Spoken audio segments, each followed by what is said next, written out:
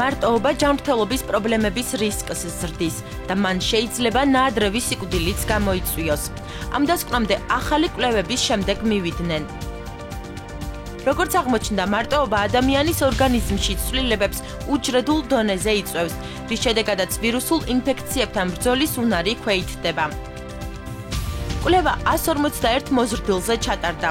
კვლევარები მარტოობასა და სისხლის თეთრ უჯრედებში გენეტიკური გამოვლინებების კავშირს ეძებდნენ. ექსპერიმენტში მონაწილეთაგან 36 ეგრეთ წოდებულ ქრონიკულ მარტოსულად იყო შეფასებული. სპეციალისტებმა დაასკვნეს, რომ ეგრეთ წოდებული ქრონიკული მარტოსულების სისხლის უჯრედებს ბაქტერიულ ინფექციებთან და ანთებებთან ბრძოლის უნარი გაზრდილი, ვირუსულ ინფექციებთან კი დაქვეითებული აქვთ. გენეტიკური გამოხატვის ეს ხაზი სხეულს სხვადასხვა ტიპის ანთებებზე რეაგირებისკენ უბიძგებს, განაცხადა კვლევის ავტორმა ჯონ კაჩიოპომ, რომელიც ჩიკაგოს უნივერსიტეტში ფსიქოლოგიას ასწავლის. როგორც აღმოჩნდა, გენის მსგავსი გამოხატვა არ იცვლება. ექსპერიმენტში მონაწილე მარტოსულების სისხლის თეთრი უჯრედები არ შეცვლილან 1 წლის შემდეგაც, ისევე როგორც არ შეცვლილა მათი მდგომარეობა.